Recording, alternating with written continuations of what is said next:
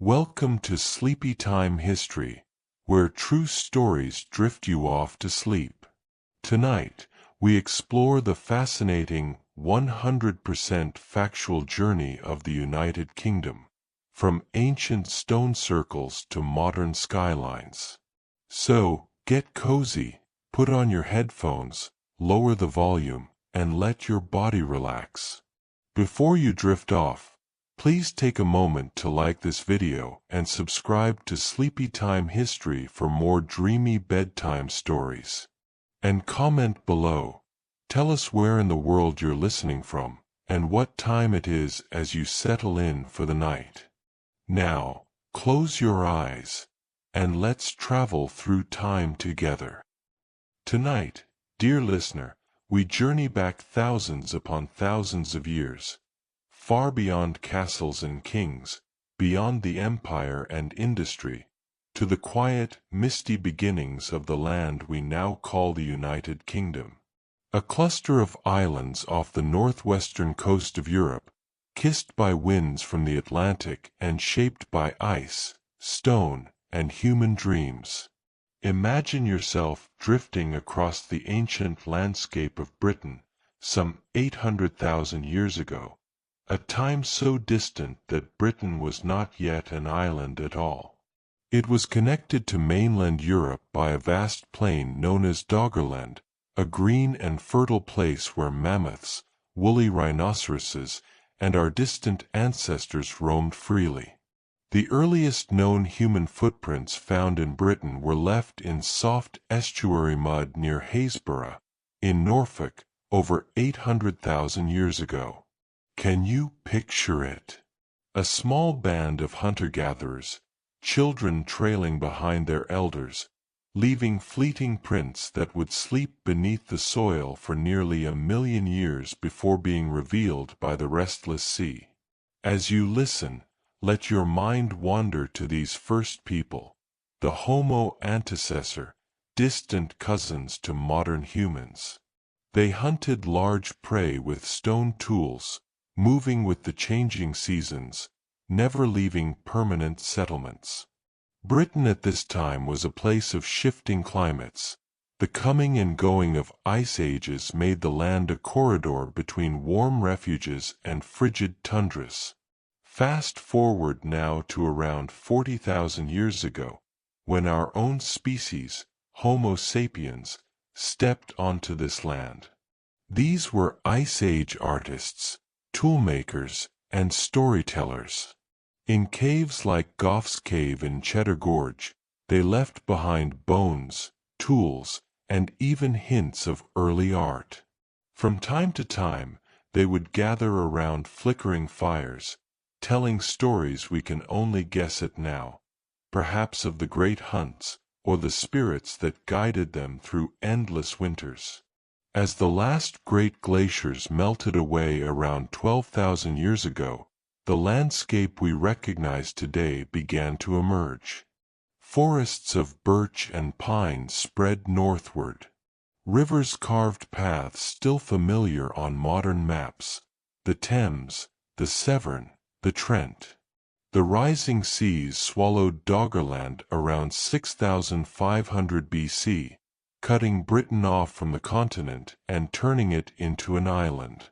It was then that this place truly began to take on its own identity, isolated yet open to all who would come by sea. Picture a small Mesolithic tribe, moving lightly through dense forests. They lived by fishing, hunting red deer and wild boar, gathering nuts and berries. Their tools were microliths, tiny razor-sharp blades of flint, fixed into wooden shafts with sticky tree resin. They slept beneath bark shelters or simple huts made of animal hides. Imagine lying beside a quiet hearth, listening to the sound of the wind in the trees, feeling safe and close to family. By around 4000 BC, a great change arrived on these islands, the Neolithic Revolution. Farming took root here, changing the story of Britain forever. Across the countryside, People cleared forests, herded cattle and sheep, and grew barley and wheat. They built permanent settlements, small villages of timber houses, storage pits, and communal gathering places. It was these early farmers who left behind one of Britain's most enduring mysteries, the great stone monuments that dot the landscape. Perhaps the most famous of all is Stonehenge, standing silent on the Salisbury Plain. Its massive sarsen stones and bluestones were dragged from miles away by sheer human determination, and perhaps something more, a deep reverence for the cycles of the sun, the seasons, and the spirits of ancestors. Can you see them? Hundreds of people working together to raise the stones, pulling them upright with ropes and wooden sledges, aligning them with the solstices. Even now, as you drift toward sleep, you might feel the pull of that ancient circle, the hush of dawn as the first rays of the midsummer sun break over the heel stone, casting shadows that have fallen in the same place for over 4,500 years. Stonehenge was not alone. Across the British Isles, other monuments rose: Avebury, with its vast stone circles; the Passage tombs at Newgrange in Ireland, older than the pyramids of Egypt, where the winter solstice sunlight creeps down a narrow tunnel to illuminate the inner chamber for just a few moments each year. These sacred places remind us that Britain's earliest people were not merely primitive farmers. They were astronomers, builders, and spiritual thinkers. They buried their dead with care, in long barrows and chambered tombs, leaving grave goods of pottery, beads, and tools, gifts for a journey beyond. As the centuries drifted on, new cultures arrived by sea. The Beaker people, named for their distinctive pottery, brought metalworking skills and a warrior spirit around 2500 BC. Bronze replaced stone, axes, daggers, and jewelry gleamed in the sunlight. Trade routes stretched across Europe, and early tribes began to form alliances, chiefs gaining power over land and people. Then came the Celts, or more accurately, the diverse Celtic-speaking tribes that would come to dominate Britain and Ireland by the Iron Age. By 800 BC, hill forts crowned the ridges and highlands. Roundhouses of timber and thatch clustered within their earthwork walls. Warriors painted their bodies with woad, a blue dye that made them look fierce in battle. Druids, priests, judges, keepers of lore, guided rituals in sacred groves, where mistletoe hung from ancient oaks. Picture a Celtic village as dusk falls. Chickens settle in their pens, smoke curls from the hearths, the blacksmith hammers iron tools that glint with new-found strength. Children gather close as elders tell tales of heroic deeds, of Cu Chulainn, of Boudica yet to come, of gods and spirits who dwell in the rivers, forests, and hills. This is the Britain that greeted the first distant eyes of the Roman Empire, a land of warring tribes, sacred places, and proud chieftains. A place where the ancestors spoke to the living through the wind in the trees and the stones that stand eternal. As you drift deeper into sleep, imagine the fires burning low in these Iron Age hill forts. A hush settles over the land, just as history itself settles into layers, one atop another. In the next segment, we will sail across the Channel with the might of Rome, legions clad in iron, banners snapping in the wind, and see how this ancient island became Britannia.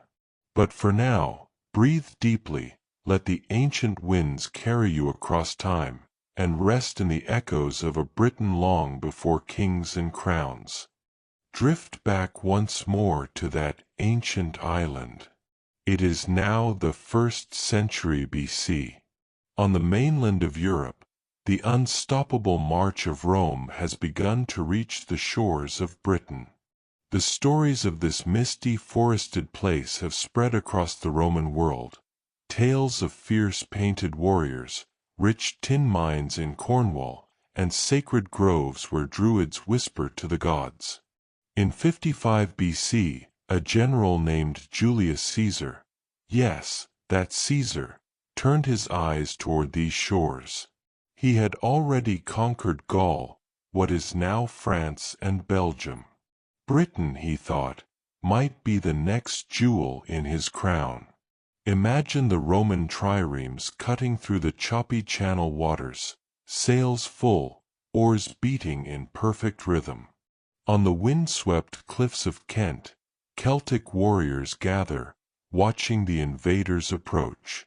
The Romans land on the pebbled beaches of Deal, their shields locked together like a moving wall of iron.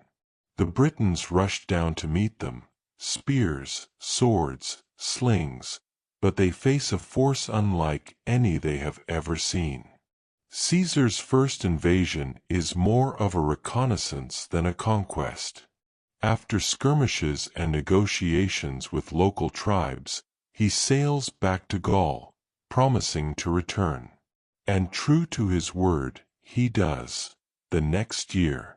But even then, the conquest is incomplete. Britain remains a distant prize, just out of reach for Rome's grasp. Nearly a century passes. The tribes of Britain continue their lives much as they have for generations, farming, trading, feuding, and forging alliances.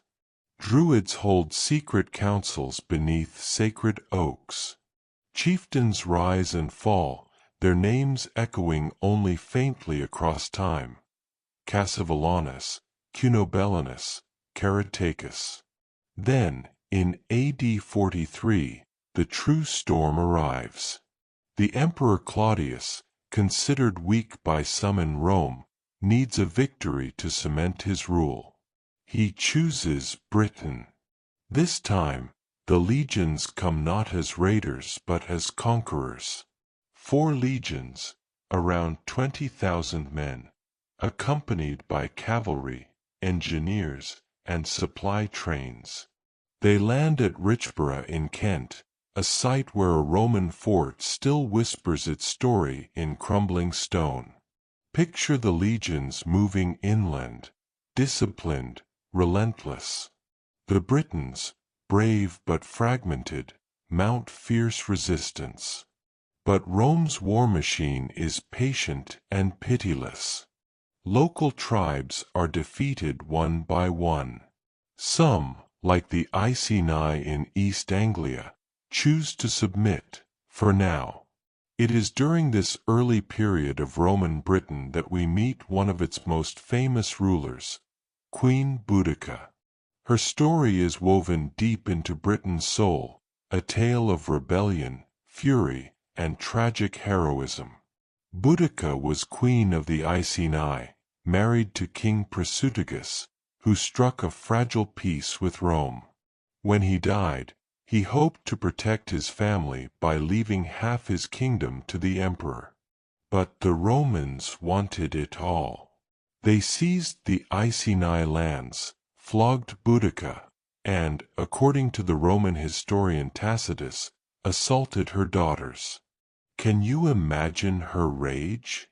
Her people rallied around her, and soon other tribes joined her cause.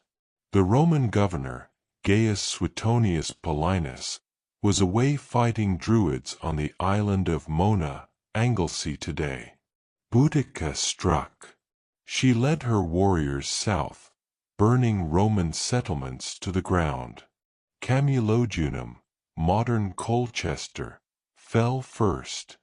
Then Londinium, the small Roman trading post that would one day become London, was burned to ashes. Verulamium, now St. Albans, met the same fate. Roman records claim that up to 70,000 people died in Boudica's uprising. Picture the roar of chariots, the clash of bronze swords against Roman shields, the smoke rising into a grey British sky. Boudica, in her war chariot, hair flowing like a flame, calls out to her people, freedom or death. But Rome is relentless. At the Battle of Watling Street, Suetonius returns with his legions, disciplined and deadly. They form a wedge, pushing the Britons back into chaos. Boudica's army is crushed. She is said to have taken her own life rather than be captured. Her rebellion failed, but her spirit remains, a symbol of fierce resistance against tyranny. In the wake of the revolt, Rome tightens its grip on Britain.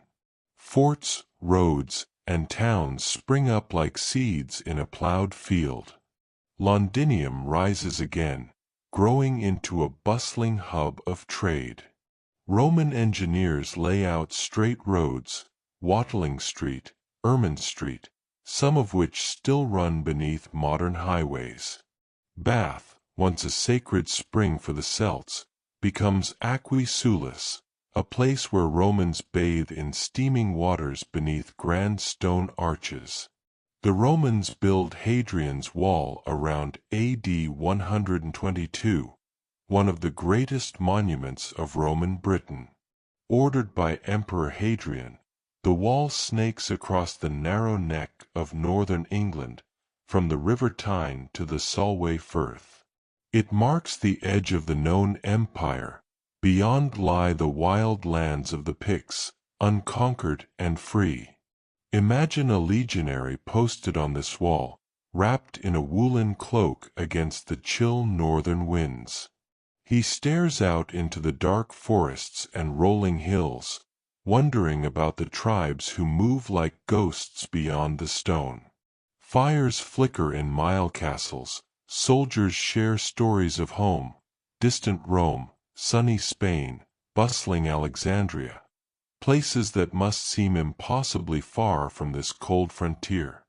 Life in Roman Britain was a tapestry of cultures. Villas dotted the countryside, where Romanized Britons lived in comfort. Mosaic floors, hypocaust heating, painted walls. Native Britons mingled with merchants from the Mediterranean, soldiers from North Africa, traders from Gaul and Germania.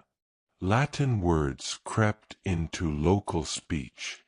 Gods old and new coexisted, Jupiter and Mars alongside local deities of rivers and hills. Yet for all the Romanization, many Britons clung to old ways. In the shadow of Roman towns, the countryside remained a patchwork of native villages, where the old tongue and the old gods lingered. The Druids, once so powerful, faded under Roman persecution. But their sacred sites endured, their stories whispered from generation to generation. By the early 400s AD, the Roman Empire began to crack. In distant Rome, barbarian invasions, civil wars, and economic troubles strained the empire's borders. In Britain, Roman legions were slowly withdrawn to defend more urgent frontiers. The last Roman soldiers left Britain around AD 410, leaving the island's people to fend for themselves. And so, the Roman chapter of Britain closes. For nearly 4 centuries, Rome had shaped its roads, its cities, its culture. But now, the legions were gone. Villas fell into ruin, roads crumbled, towns shrank or disappeared into the wild green. The people who remained would face a new storm, waves of Saxons, Angles, and Jutes crossing the North Sea in search of new lands. But that tale, dear dreamer, is for another segment. As you drift deeper into sleep, imagine the empty baths of Aquae Sulis, the crumbling walls of Londinium, and the lonely legionary forts along Hadrian's Wall, swallowed by moss and time. The echoes of Rome linger in Britain's bones, a memory that still shapes the land beneath your feet. As the last Roman sails disappeared from the shores of Britannia, the island was left vulnerable. There were no legions now, no governors to collect taxes or maintain the great roads. Britain had become a land of fading mosaics and overgrown temples, where Romanized Britons tried to hold on to a vanished way of life. It was a land teetering between memory and myth, and it would not remain quiet for long. From across the cold gray North Sea came new ships, long, low, and narrow, slicing through the waves with dragon-headed prows. On board were the Angles, the Saxons, and the Jutes, seafaring peoples from what is now northern Germany and Denmark. At first, they came as mercenaries, hired by desperate British rulers to help defend against raids from the north and west. But soon, they realized how vulnerable and fertile this land was, and they came not to help, but to stay. The collapse of Roman rule created a power vacuum, one that the native Britons could not fill. Local leaders like Vortigern tried to forge alliances with the newcomers, but those alliances quickly turned to conflict. Over time, the Britons were pushed further west, into the highlands of Wales, the rugged north of Cumbria, and across the sea to Brittany, in what is now France. Imagine a small Roman villa, once bustling with life, now silent. Ivy climbs its stone walls, and livestock roam the overgrown gardens.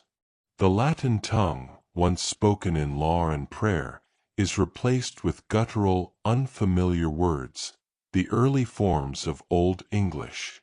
The Angles give their name to the land itself, Angleland, or England. By the 6th and 7th centuries, the Anglo-Saxons had established several small kingdoms. Names that may now sound distant and poetic were once seats of real power. Northumbria in the north, Mercia in the Midlands, Wessex in the southwest, East Anglia, Sussex, Kent, all growing strong. Each kingdom had its own ruler, warriors, laws, and customs. The old gods of the Germanic world, Woden, Thunor, Tiw, were worshipped in sacred groves and by firelight. Days of our week still bear their names: Wednesday for Woden, Thursday for Thunor. Yet slowly, a new light began to shine across this divided land. Christianity, which had flickered during the Roman era, returned, this time from two directions. From the south, St. Augustine of Canterbury arrived in 597 AD, sent by Pope Gregory the Great to convert the pagan Saxons. From the north and west, Irish monks brought the faith from the Celtic fringes of the British Isles. Monasteries sprang up, simple, wooden buildings at first, filled with chanting, candles, and illuminated manuscripts. At Lindisfarne, off the northeast coast, monks created the stunning Lindisfarne Gospels, a fusion of Celtic design and Latin scripture. These religious outposts became centers of learning, agriculture, and quiet contemplation. This was a time of saints and scholars, of kings who dreamed of unity, and of stories passed in hushed voices by firelight. Among them, one name shines brighter than most: King Alfred the Great. But before Alfred, there was chaos. Because peace, as always in this history, is fleeting. From the north came a new threat. The year was 793, and the monks of Lindisfarne heard the terrible sound of oars slicing the sea, and then the shrieks of terror. The Vikings had arrived.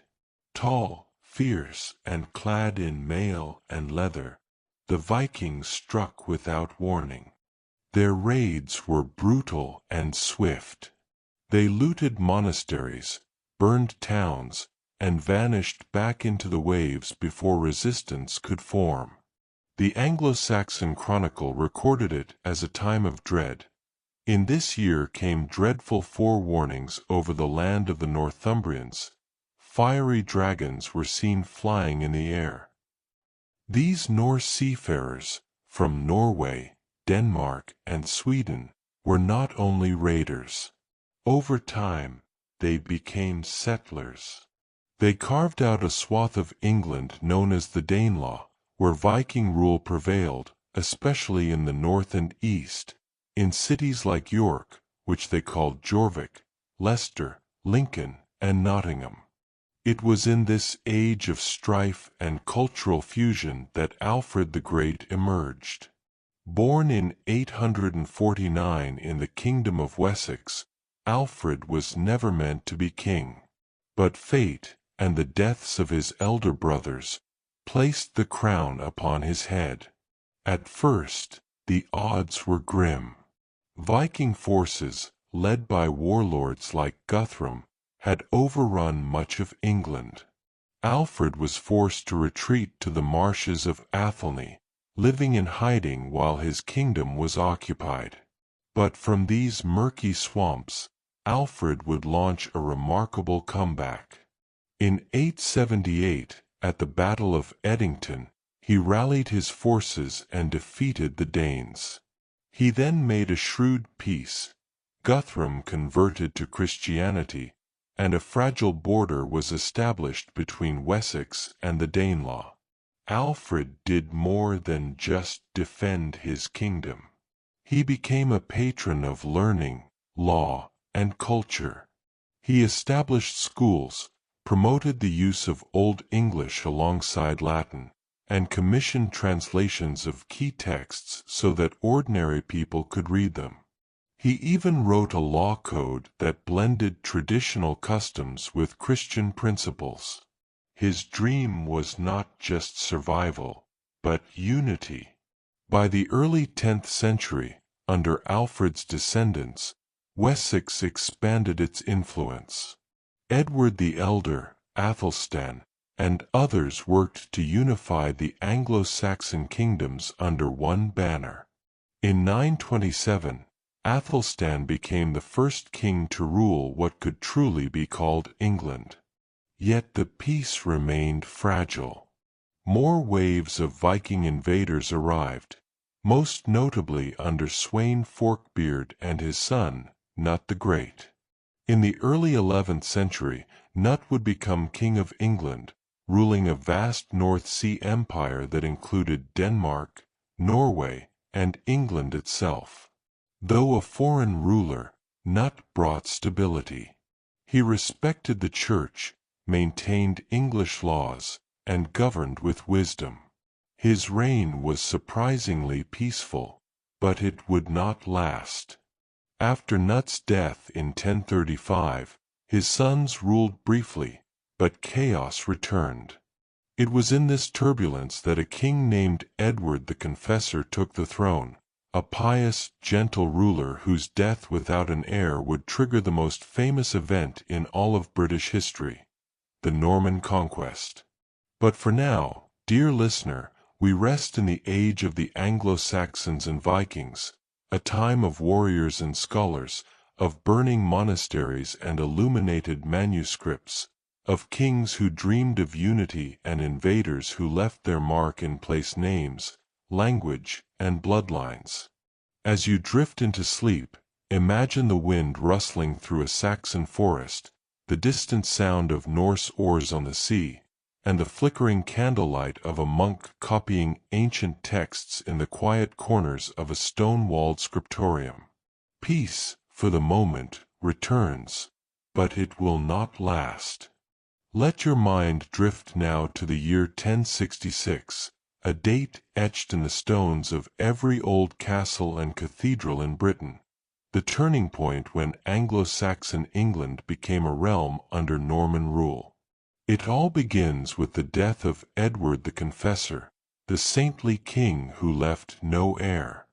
With his passing, a power struggle ignited like dry tinder. Harold Godwin's son, England's powerful Earl of Wessex, was crowned king, but not everyone agreed he had the right. Far across the Channel, in the Duchy of Normandy, Duke William claimed Edward had promised him the crown. William, known to history as William the Conqueror, gathered a mighty invasion force, knights clad in chainmail, archers, foot soldiers, and crossed the rough waters of the Channel in late September 1066. Picture that fateful autumn. Harold had just defeated another rival, the Viking king Harald Hardrada, at the brutal Battle of Stamford Bridge in the north. His exhausted army marched south, covering nearly 200 miles in days, to meet the Normans near the little Sussex town of Hastings. On October 14th, the two armies clashed in a battle that would shape England forever.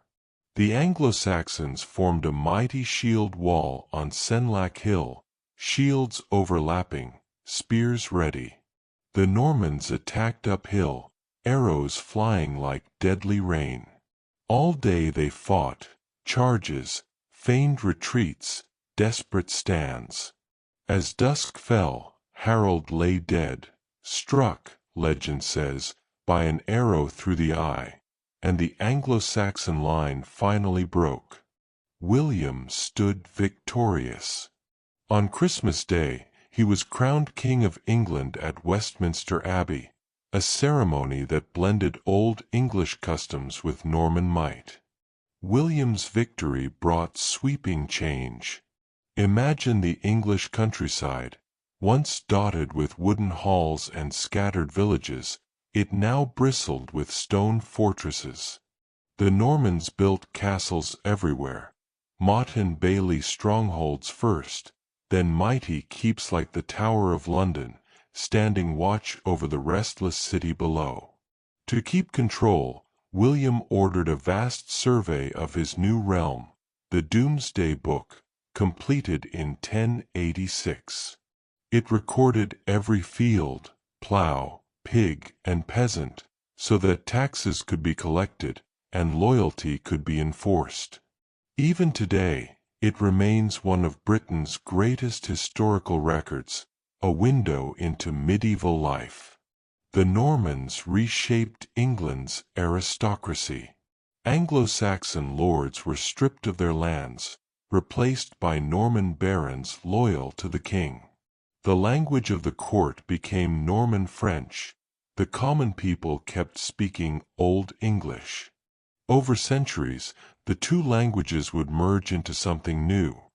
Middle English, the tongue of Chaucer, where French words for things like beef and mutton mingled with Anglo-Saxon cow and sheep. Life for the common folk was hard. Most were peasants, serfs bound to the land, living in thatched cottages, working their lord's fields in return for protection. The church towered over daily life, a constant reminder of faith and obligation. Bells called villagers to mass, monks tended to the sick, and cathedrals rose like stone prayers toward the heavens. Yet even under Norman rule, England was restless.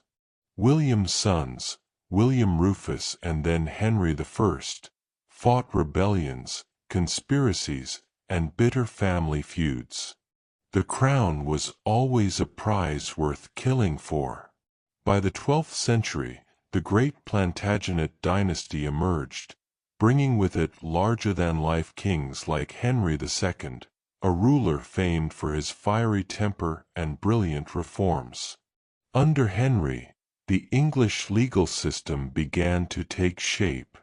Royal courts, common law, and the beginnings of trial by jury all grew during his reign. His legacy would echo through centuries of English governance. But Henry's family life was a storm.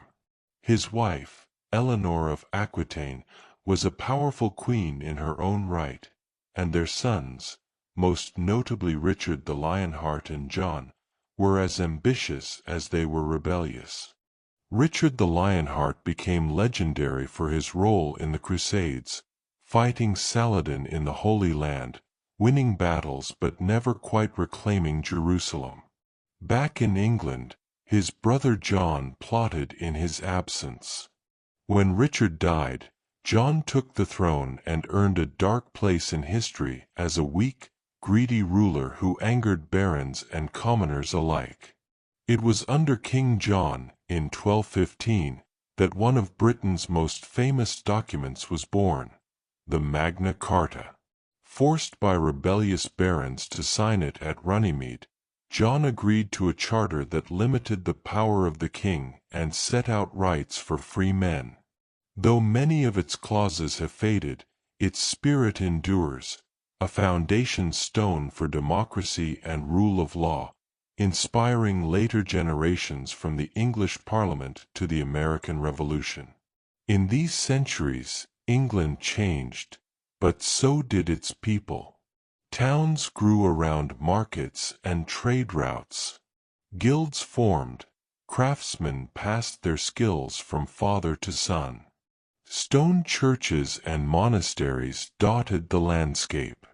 Pilgrims traveled dusty roads to visit relics and shrines.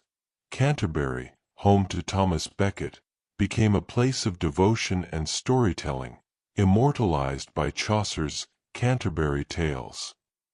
Yet life was never easy. Famine, plague, and endless toil weighed heavily on the common folk. The Black Death, which arrived in 1348, wiped out nearly half the population, changing England's social fabric forever. Empty villages crumbled to ruin, while survivors found new bargaining power in a world where labor was suddenly scarce. By the late Middle Ages, a sense of English identity, shaped by conquest, kingship, and common struggle, began to take root. The castles, cathedrals, and villages of Norman and medieval England still stand today, silent witnesses to a time when the seeds of modern Britain were sown. So, as you drift off now, imagine the flicker of a rushlight in a stone keep, the soft footsteps of monks in a cloister, the distant toll of a village bell echoing across the fields. This is medieval England, a realm of knights and peasants, tyrants and reformers, all woven into the tapestry of a nation still taking shape. Let the winds of time carry us now to a period of roses, white and red, when England's nobility turned its swords against itself in a bitter feud for the crown. This was the age of the Wars of the Roses, a turbulent chapter that would pave the way for one of the most iconic dynasties in British history, the Tudors. Picture England in the mid-15th century, a kingdom weary after the long and costly 100 Years' War with France. Once, England's kings had claimed vast lands across the Channel, but defeat after defeat had shrunk their holdings. Soldiers returned home restless, nobles eyed each other with suspicion, and the monarchy's authority trembled. At the heart of the conflict were two royal houses, both descendants of King Edward III. The House of Lancaster, whose emblem was a red rose, and the House of York, symbolized by a white rose. Their rivalry would drench the green fields of England in blood for more than 3 decades. The first spark came when weak-willed King Henry VI, a gentle and pious man, descended into bouts of madness. The Duke of York, Richard Plantagenet, claimed the right to rule in Henry's place. In 1455, their forces met at the First Battle of St. Albans, the beginning of a series of brutal clashes. Towton, Barnet, Tewkesbury, names etched into the memory of a nation torn in two. The battles were vicious. Families were split. Nobles switched sides to save their fortunes. Castles were besieged, fields were soaked red, and power shifted like sand in the tide. Through it all, the common folk suffered. Crops burned, taxes rose, and lives were uprooted by nobles' ambition. From this chaos emerged figures larger than life. The cunning Warwick the Kingmaker, who played king and kingbreaker in equal measure. The tragic figure of Henry VI, whose weakness doomed his cause. And the ruthless Yorkist king, Edward IV, a warrior king with a taste for splendor. Yet Edward's sudden death in 1483 brought the wars to a new twist.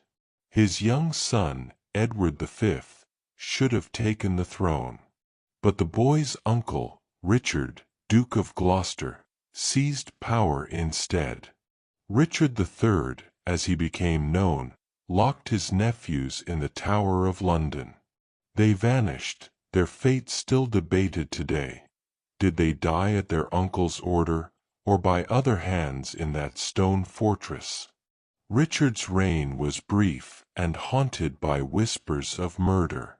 Many saw him as a tyrant, others as a maligned king. But his downfall came from across the sea, from a distant branch of the royal tree. Henry Tudor, a descendant of the Lancastrians. In 1485, Henry landed in Wales and marched inland, gathering supporters under the banner of the Red Dragon of Cadwallader, an ancient Welsh symbol. The final confrontation came at the Battle of Bosworth Field, one of the most famous clashes in English history. On that August day, Richard III fought bravely but fell, crying out, "A horse! A horse! My kingdom for a horse!" as legend has it. His crown, found lost among the dead, was placed upon the head of Henry Tudor, who became Henry VII, ending the Wars of the Roses once and for all. To cement this fragile peace, Henry married Elizabeth of York, uniting the Red Rose of Lancaster and the White Rose of York into the iconic Tudor Rose, a symbol of reconciliation that still endures today. But Henry VII's reign was more than just symbolic. He brought order to a realm exhausted by civil war. He strengthened royal authority, tamed the feuding nobles, and restored the treasury. He laid the groundwork for a dynasty that would steer England through an age of profound transformation. And then came his son, a man who would dominate the pages of history like few others, Henry VIII. Henry VIII was larger than life, physically imposing, charismatic, and determined to have his way. He was a Renaissance prince in every sense, a patron of the arts, an accomplished musician, and a skilled juster. But it was his desperate quest for a male heir that would change England forever. When the Pope refused to grant him a divorce from his first wife, Catherine of Aragon, Henry broke from Rome, triggering the English Reformation. The Act of Supremacy in 1534 declared the king as supreme head of the Church of England, a monumental shift that rippled through every village and cathedral. Monasteries were dissolved, their treasures seized, and their lands sold to loyal nobles. Ancient abbeys fell into ruin, stone by stone. Some rejoiced at newfound freedom from papal taxes, others wept at the loss of centuries-old ways of worship. Henry's 6 marriages became the stuff of legend. 2 wives divorced, 2 beheaded, 1 died in childbirth, and 1 outlived him. His daughter by Anne Boleyn, Elizabeth I, would become one of the most celebrated monarchs in English history. But that is a tale for another night. Under the Tudors, England changed in ways unimaginable to the knights and peasants who once fought beneath the banners of Lancaster and York. Trade expanded, new ideas flourished, and the seeds of empire were sown. As you drift deeper into sleep, picture the clash of swords on foggy moors, the whisper of silk gowns in candlelit courts, and the steady, determined steps of kings and queens who steered a nation from feudal bloodshed into the dawn of modern England.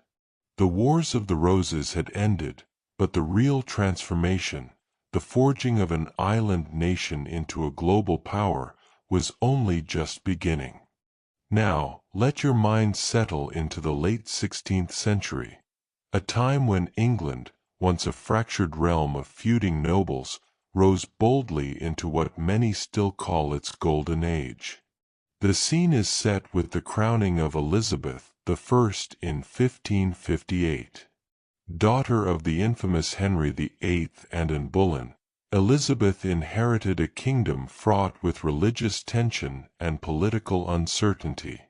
Yet, from the moment she placed the crown upon her red-gold hair, she brought with her a fierce intellect, unwavering resolve, and a charisma that captivated her people. Elizabeth's reign was not an easy one. England was surrounded by powerful Catholic rivals, Spain and France, while at home, Protestants and Catholics eyed each other with suspicion. Plots brewed in shadowed corners, conspiracies whispered through candlelit corridors. The young queen walked a tightrope between compromise and firmness. She re-established the Church of England, balancing the radical Protestants and stubborn Catholics with a carefully worded Elizabethan religious settlement. It did not please everyone, but it forged a relatively peaceful path forward. Elizabeth never married, earning her the title the Virgin Queen. Some say this was an act of political genius, for by staying unwed she kept foreign suitors and their alliances at bay. Others believe it was her way to maintain total control. Her court was a theater of flirtation and intrigue, yet no man ever held her throne beside her. The threats against her were real. Mary, Queen of Scots, her Catholic cousin, became a lightning rod for rebellion. Exiled to England after being forced from her Scottish throne, Mary spent 19 years under Elizabeth's wary watch. In 1587, after conspiracies to place Mary on England's throne were uncovered, most famously the Babington Plot, Elizabeth signed her death warrant. Mary was executed, a queen beheaded by her cousin's fearful command. This act outraged Catholic Europe, especially King Philip II of Spain, who viewed Elizabeth as an illegitimate heretic. Spain was then the world's greatest naval power, its treasure ships gliding back from the Americas with holds full of silver and gold. Philip launched his grand design to crush England once and for all, the Spanish Armada. It was 1588, a year that still glows in English memory. The Armada, over 130 ships strong, sailed up the English Channel, its galleons bristling with cannons, its decks crowded with soldiers ready to invade. Elizabeth's navy, smaller and more agile, danced circles around the Spanish ships. Commanders like Sir Francis Drake, a privateer and master tactician, launched daring fireship attacks that scattered the Armada at Calais. And then, the English weather took its turn. Fierce gales battered the Spanish fleet, driving battered galleons onto the rocky coasts of Scotland and Ireland. Less than half the Armada limped home. The Protestant wind, as it came to be known, was seen by Elizabeth's subjects as proof of divine favor. In the aftermath, Elizabeth famously visited her troops at Tilbury, clad in shining armor over a white gown. She declared, "I know I have the body of a weak, feeble woman, but I have the heart and stomach of a king, and of a King of England too. Her words echoed through the ranks, a queen made warrior in the face of invasion.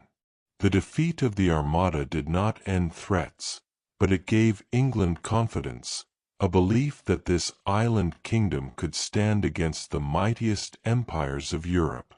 It marked the dawn of England as a rising naval power. At home, the Elizabethan age bloomed with extraordinary creativity. London's streets, once narrow and foul, were alive with merchants, apprentices, and traders hawking their wares. The theaters became the beating heart of a cultural renaissance. And at the center of it all was William Shakespeare, the bard of Stratford-upon-Avon, whose plays captured the very soul of the age. Under Elizabeth's reign, Shakespeare's words danced upon the stages of the Globe Theatre, where audiences of all classes gathered to watch comedies, tragedies, and histories that still enchant the world today. This was an era of explorers too, brave souls who sailed into the unknown. Sir Francis Drake circumnavigated the globe, the first Englishman to do so. Adventurers like Sir Walter Raleigh attempted to plant England's flag in the New World, founding the ill-fated Roanoke colony that would vanish into mystery, leaving only the word Croton carved into a post.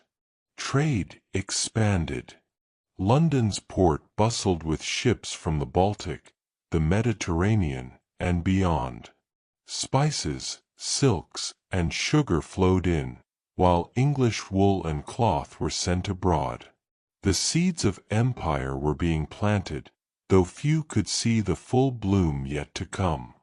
Yet life for the average person was still hard. The rich wore silks and ruffs so wide they could barely pass through doorways. The poor scratched out a living in fields and overcrowded cities, prey to plague and famine. But even the humblest Londoner might pay a penny to stand in the pit of the Globe and watch Hamlet muse on mortality under an open sky. When Elizabeth died in 1603, she was 69 years old, a remarkable age in that era. She left no heir, and so the Tudor line ended with her. But the legacy she left behind was vast, a stable realm, a burgeoning sense of national pride, and a flowering of art and exploration that would echo through centuries. They laid her to rest in Westminster Abbey, where her marble effigy still lies beside her half-sister Mary I, bitter rivals in life, now side by side in death. As you drift deeper into sleep, picture that gilded age, the flutter of flags on English galleons, the hush of a rapt crowd as the curtain rises on a Shakespearean tragedy, the quiet strength of a queen whose reign marked England's transformation from a fragile kingdom to a confident nation on the cusp of empire. Sink now into the shadows of the 17th century, a century of powder and prayer, rebellion and regicide, when England would face battles not just between armies, but between Parliament and Crown. The Tudor line ended with Elizabeth I, childless and formidable to the very end. The crown passed next to her distant cousin, James VI of Scotland, who became James I of England in 1603. Thus, the crowns of England and Scotland were joined under the House of Stuart, though they remained two separate kingdoms for the time being. King James I fancied himself a scholar king. He sponsored a new English translation of the Bible, the King James Version, still beloved by millions today for its poetry and majesty. Yet beneath the surface of piety, tension brewed. Religious divisions simmered. Some wanted stricter Protestant reforms. Others, known as Catholics, lived in secret, fearful yet defiant.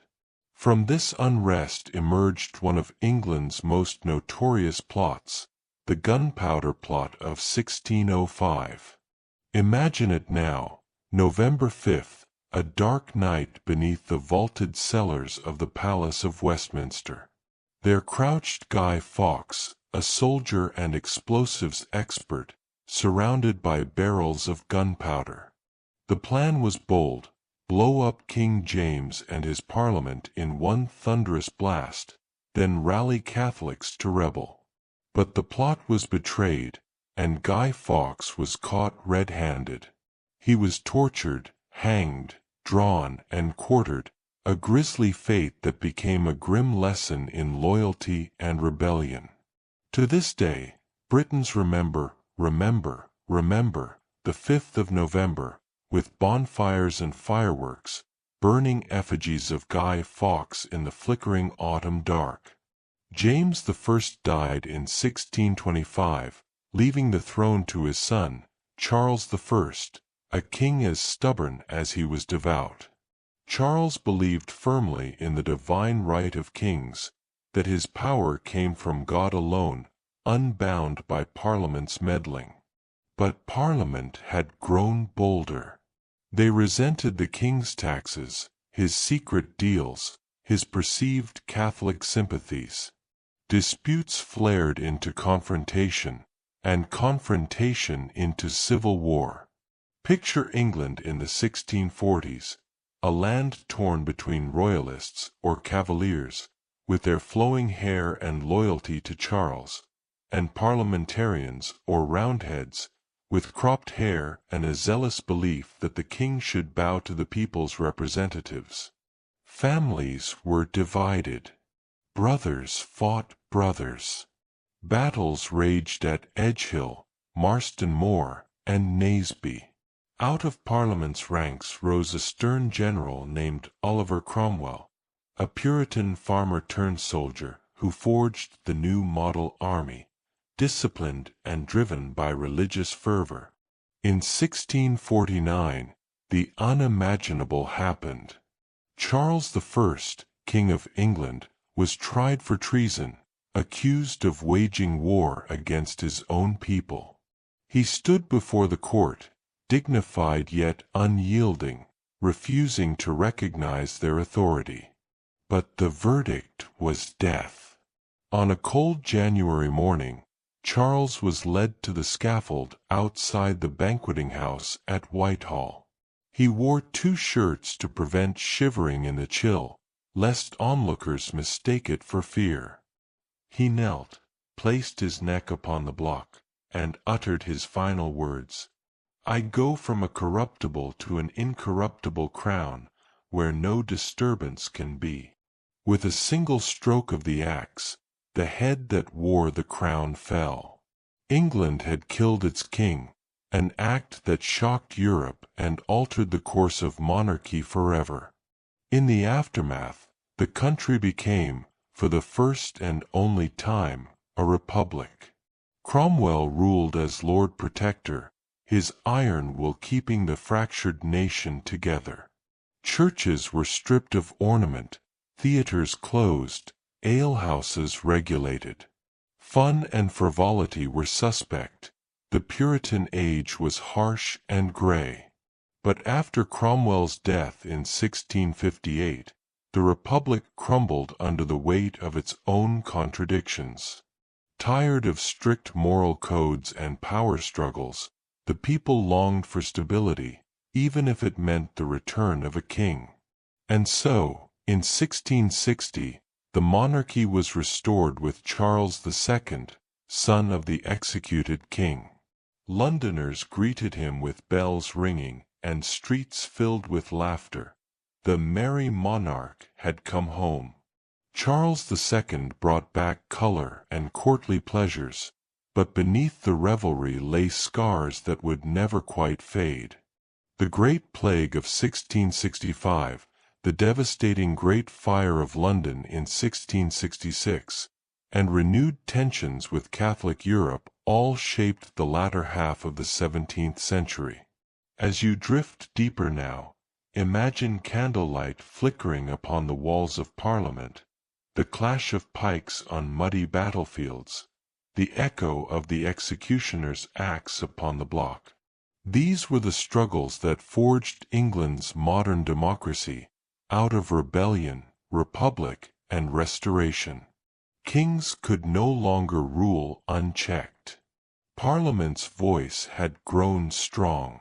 The seeds of constitutional monarchy were sown, ready to blossom in the centuries to come.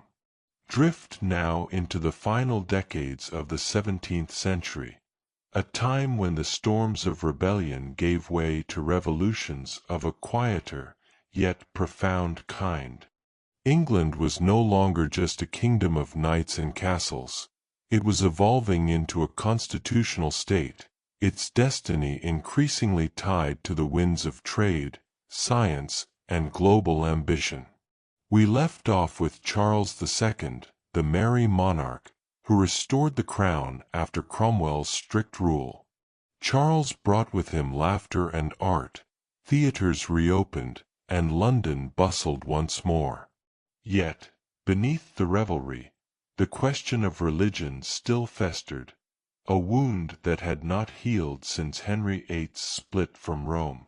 When Charles II died in 1685 without a legitimate heir, the crown passed to his brother, James II, a Catholic king in a firmly Protestant nation.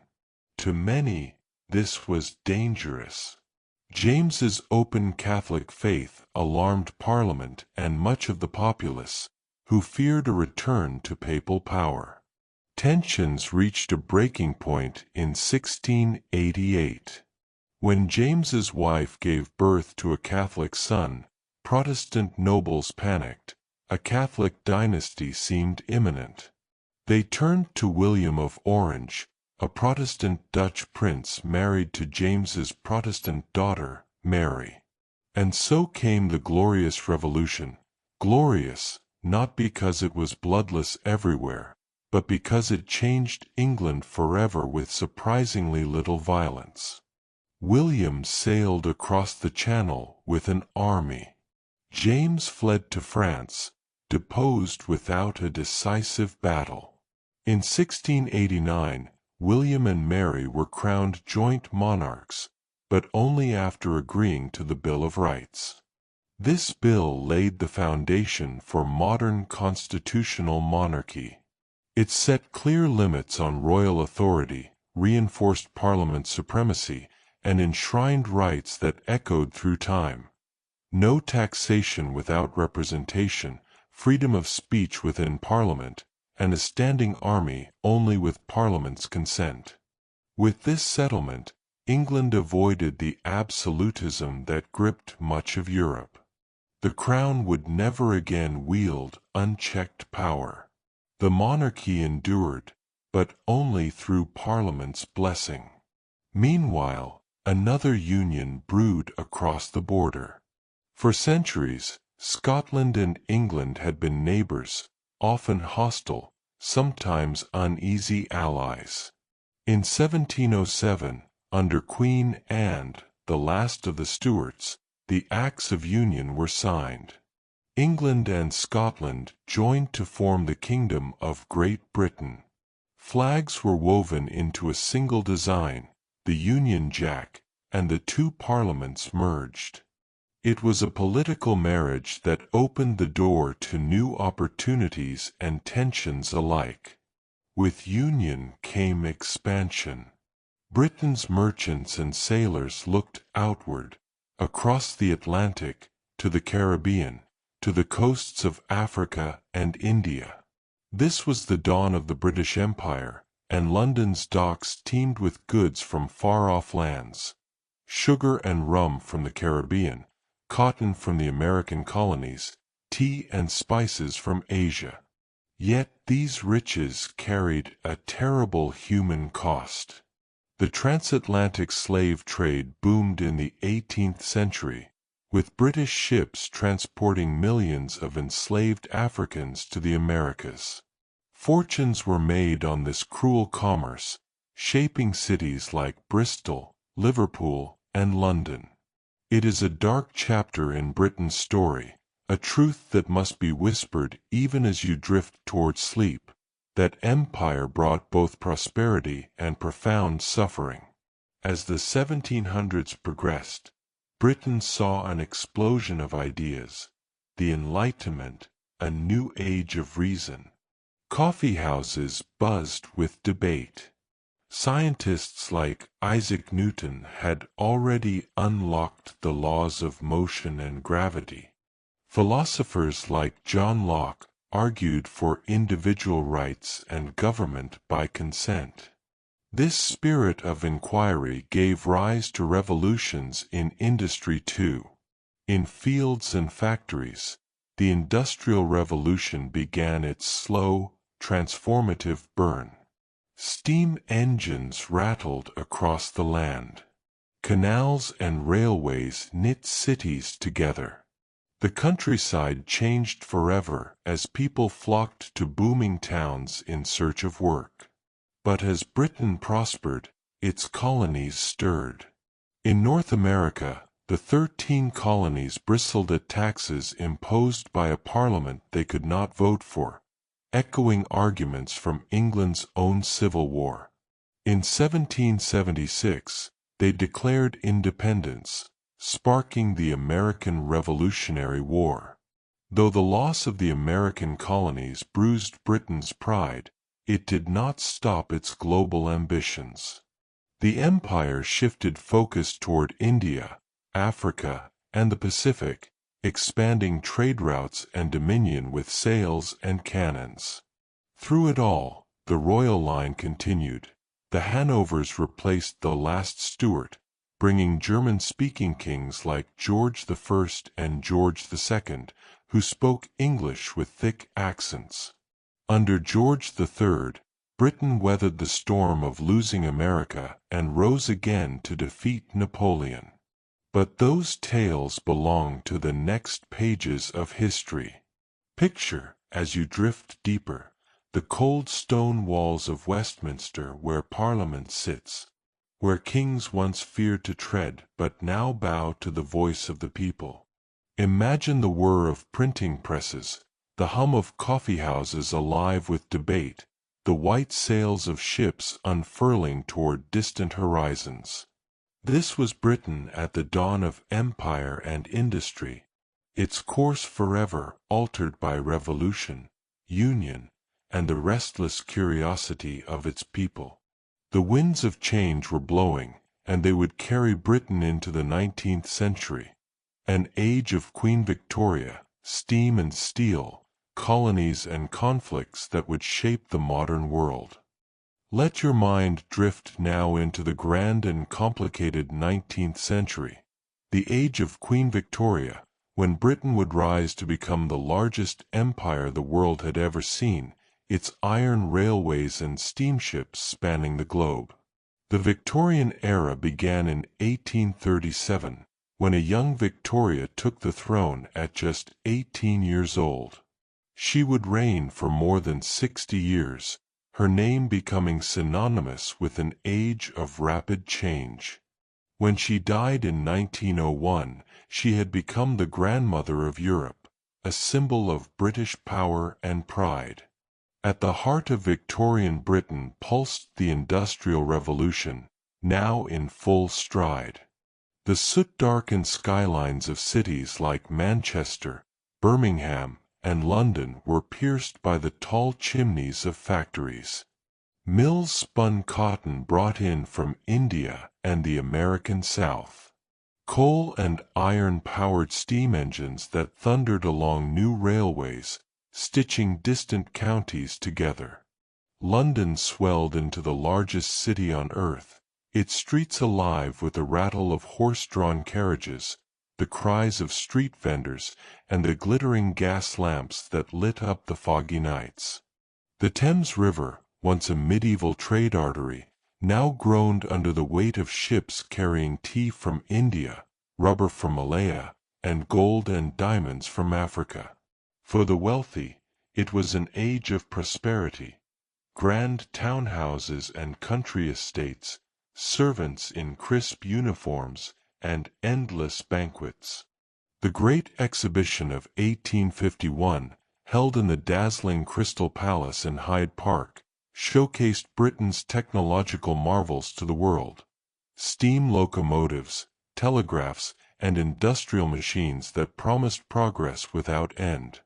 Yet beyond the mansions and marble halls, the Industrial Revolution had a grimmer face. In cramped urban slums, families lived 10 to a room. Children as young as 5 worked 12-hour shifts in mines and textile mills, their lungs blackened by coal dust and their limbs stunted by endless toil. Writers like Charles Dickens, through novels like Oliver Twist and Hard Times, gave voice to the poor, pulling aside the curtain of polite society to reveal the cost of all this progress. And as Britain industrialized, it expanded outward. The sun never set on the British Empire. From the jungles of India to the plains of Africa, red marks colored maps that schoolchildren studied with pride.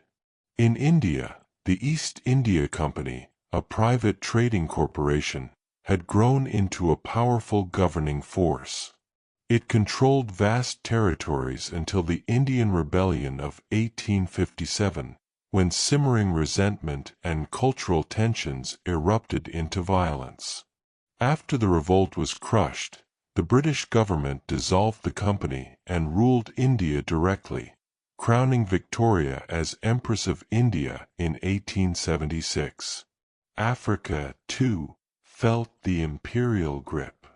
British explorers like David Livingstone and Henry Morton Stanley ventured into its interior, rivers mapped and jungles crossed.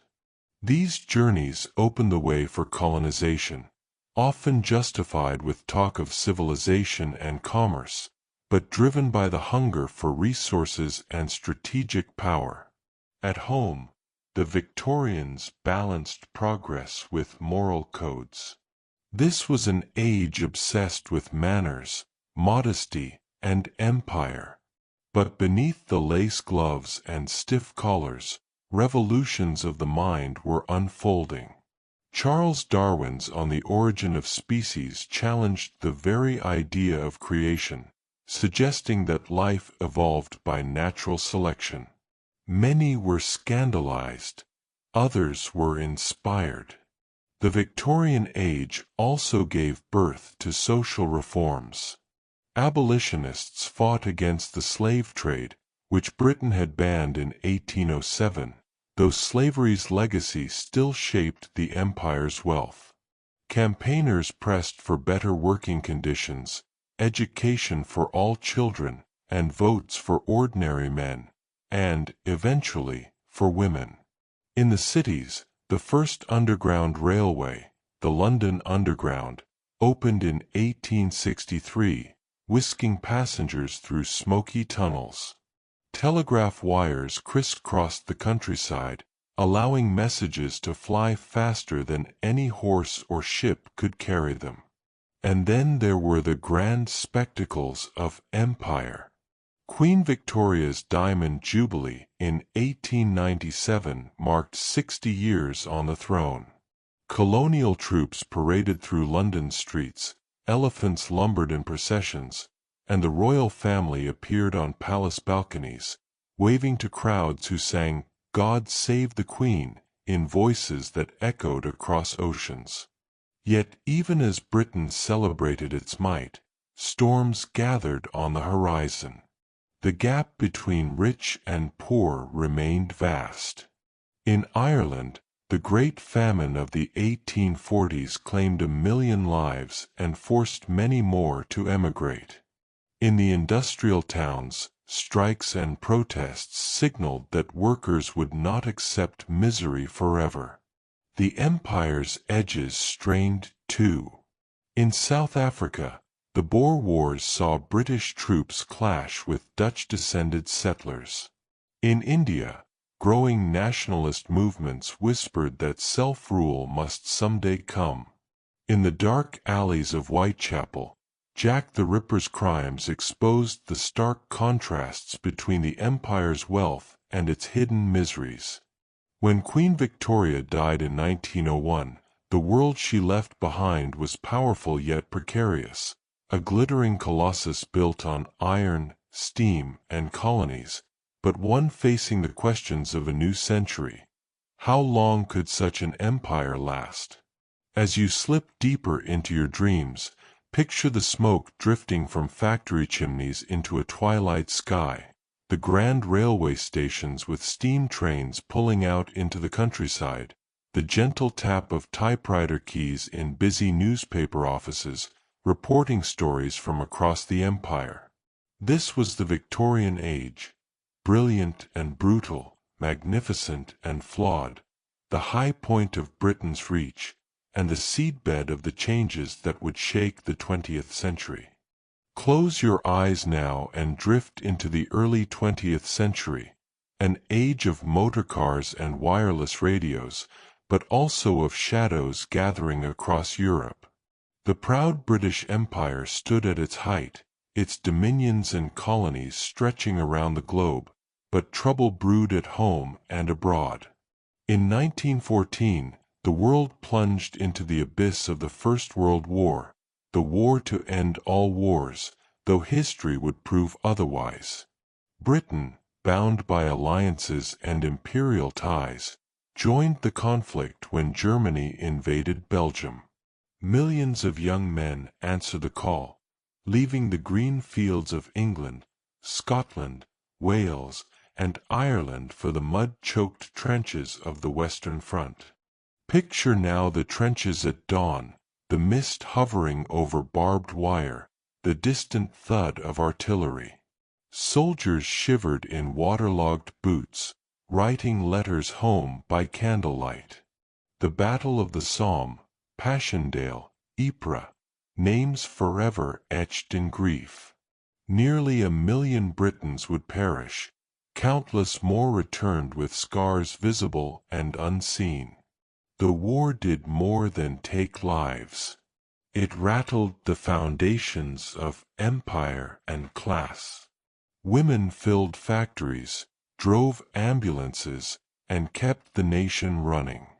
Their sacrifices fueled the suffrage movement, and by 1918, some women finally gained the right to vote, a hard-fought victory that would widen in the decades to come.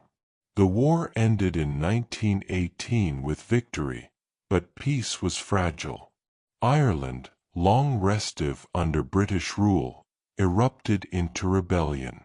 The Easter Rising of 1916 had planted the seeds, and by 1922, after years of conflict, the Irish Free State was born, splitting from Britain. 6 counties in the north remained, Northern Ireland, a reminder of the island's complex identity. The interwar years brought the Roaring Twenties, jazz, flappers, the birth of the BBC. Yet beneath the glamour lay economic hardship. Strikes, unemployment, and the Great Depression of the 1930s left families hungry and disillusioned. The empire, though vast, began to crack. In India, the peaceful resistance of Mahatma Gandhi inspired millions to dream of independence. And then, in 1939, the world plunged into darkness once more. World War II erupted when Nazi Germany invaded Poland, and Britain, under Prime Minister Neville Chamberlain, declared war. When the war turned grim, leadership passed to Winston Churchill, whose gravelly voice on the radio steeled the nation's resolve. "We shall fight on the beaches," Churchill thundered. "We shall never surrender." Londoners took those words to heart as bombs rained down during the Blitz. Families huddled in underground stations, children were evacuated to the countryside, and the Houses of Parliament themselves were struck by German bombs. Across the globe, British soldiers fought in North Africa, Europe, Asia, and the seas in between. When the tide turned and victory came in 1945, Britain emerged victorious, but battered, its cities scarred and its coffers empty. The empire's twilight had come. India gained independence in 1947, Pakistan born alongside it. Other colonies followed: Ghana, Kenya, Malaya, the Caribbean islands. One by one, the jewels of empire slipped away, but in their place rose the Commonwealth, a voluntary family of nations tied by history, language, and shared ideals. At home, the British people rebuilt. In 1948, the National Health Service (NHS) was founded, offering free medical care for all, a testament to the spirit of unity forged in wartime. The welfare state expanded, aiming to provide security from cradle to grave. Yet the post-war years were not without struggle. London became a city of new faces as people from former colonies arrived to rebuild the nation they had fought for. The Windrush generation, named for the ship Empire Windrush that brought Caribbean immigrants in 1948, changed Britain's cultural landscape forever. Vibrant and diverse, but not without challenges and prejudice. In 1952, a young Elizabeth II became queen, ascending the throne after her father, George VI, died. Her coronation, broadcast on the new marvel of television, offered a nation battered by war a glimpse of continuity and hope. As the decades turned, Britain's role on the world stage shifted. The Suez Crisis of 1956, when Britain failed to control Egypt's nationalization of the Suez Canal, showed that imperial power was truly over. Yet Britain remained influential, a nuclear power, a founding member of NATO, and a bridge between Europe and the United States. Culturally, the 1960s roared with energy. The Beatles, the Rolling Stones, and Carnaby Street's swinging fashions made Britain the capital of cool. Immigration reshaped cities, social attitudes loosened. The British Empire had ended, but a new, modern United Kingdom was taking shape. As you drift off, imagine the battered streets of London lit by searchlights during the Blitz, the hush of the countryside where evacuee children dreamed of home, and the hope in the eyes of a people who endured not one, but 2 world wars.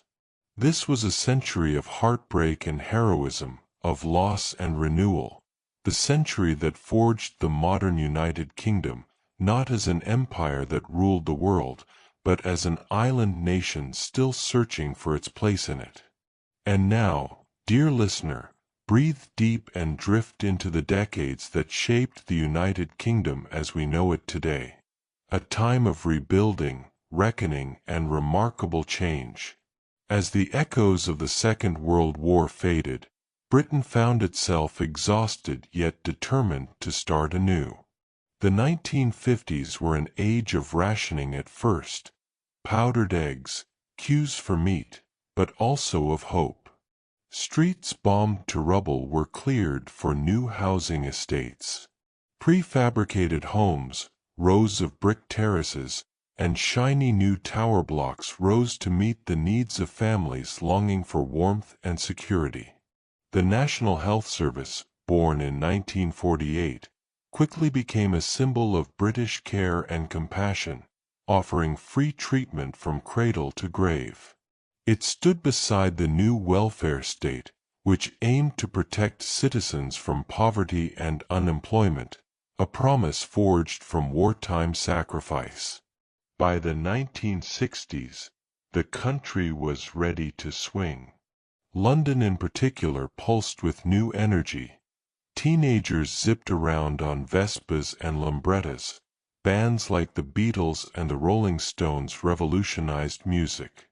Carnaby Street became the heart of swinging London, its boutiques bursting with color, miniskirts, and mod jackets. Across Britain, old-class barriers began to bend, slowly, not always easily. More young people, attended university. Writers, artists, and musicians challenged social conventions, pushing boundaries on everything from race to sexuality. The Race Relations Acts of 1965 and 1968 attempted to address growing tensions, as the Windrush generation and other immigrants built new lives, facing both opportunities and prejudice. But change brought turbulence too. The economy faltered in the 1970s, battered by oil crises, strikes, and rising inflation. Rubbish piled up on city streets during the winter of discontent, and the lights flickered as miners and power workers downed tools. Into this storm stepped Margaret Thatcher, Britain's first female prime minister, elected in 1979. With steely resolve and a belief in free markets, she reshaped Britain's economic landscape. Industries once nationalized were privatized. Unions, once mighty, saw their power broken. For some, the Iron Lady brought prosperity and growth. For others, she left behind shuttered factories and divided communities. While Thatcher's Britain reinvented itself, troubles brewed in Northern Ireland, known as the Troubles. For decades, sectarian violence between Catholic nationalists and Protestant Unionists, along with the British Army, scarred Belfast and beyond. Bombings, assassinations, and civil unrest claimed thousands of lives. It was not until the Good Friday Agreement of 1998 that a fragile but enduring peace began to take root. Meanwhile, Britain's global role shifted. Once an empire upon which the sun never set, it became a country redefining itself through the Commonwealth, NATO, and the European Economic Community, which it joined in 1973. For decades, membership in Europe would spark fierce debate, culminating in the Brexit referendum many years later. As the 20th century waned, Britain saw new faces in power.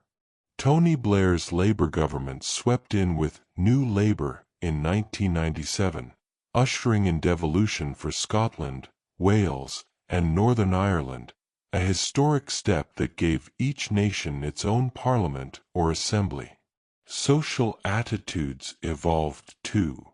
The 2000s brought legal recognition for same-sex relationships and a growing multicultural identity. Cities like London, Birmingham, and Manchester became vibrant mosaics of cultures, languages, and traditions. The royal family, a constant through centuries of change, faced its own trials.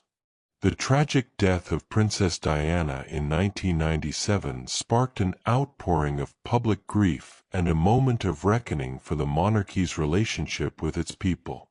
Yet under Queen Elizabeth II, the crown adapted, balancing tradition with a modern touch. In 2012, the world turned its eyes to London once more as it hosted the Olympic Games, a celebration of diversity, resilience, and pride. The opening ceremony, with its nods to the Industrial Revolution, the NHS, and British pop culture, reminded the world of this island nation's enduring spirit. But new storms arrived with the Brexit vote in 2016. The United Kingdom chose to leave the European Union, a decision that revealed deep divides between generations, cities and countryside, Scotland and England. It sparked debates about identity, sovereignty, and Britain's future role in the world. And then, the global pandemic of 2020 tested every part of society. The NHS, once dreamed into existence by post-war idealists, again stood at the nation's heart, its doctors and nurses celebrated for tireless service. Communities clapped on doorsteps, rainbows filled windows, and people found ways to connect in isolation. Now, as you lie here listening, Britain remains a nation both old and ever-changing, a place of castles and cathedrals, of immigrants and innovators, of tradition and rebellion. From Stonehenge to skyscrapers, Magna Carta to modern democracy, it carries every triumph and every wound. Picture the rolling green hills of the countryside, the cobblestone streets of York, the bustling banks of the Thames. Imagine London's skyline, the ancient spires of Westminster and St. Paul's Cathedral rising alongside the gleaming Shard. These islands have weathered conquest, civil war, industrial revolution, world wars, and the shrinking of empire. Yet through it all, the UK endures, a small nation with a large story, its people ever ready to reinvent themselves when the moment demands. So, as you drift deeper, remember, history is not just the tale of kings and battles, but the story of millions of ordinary people, each leaving a mark upon the land and passing its story to the next dreamer, like you. Thank you for spending this night with Sleepy Time History. We hope our true story of the UK has carried you off into a peaceful sleep. Don't forget to subscribe for more journeys into the past, each crafted to help you unwind and dream deeply. Until next time, sleep well, and may history always whisper you to sleep.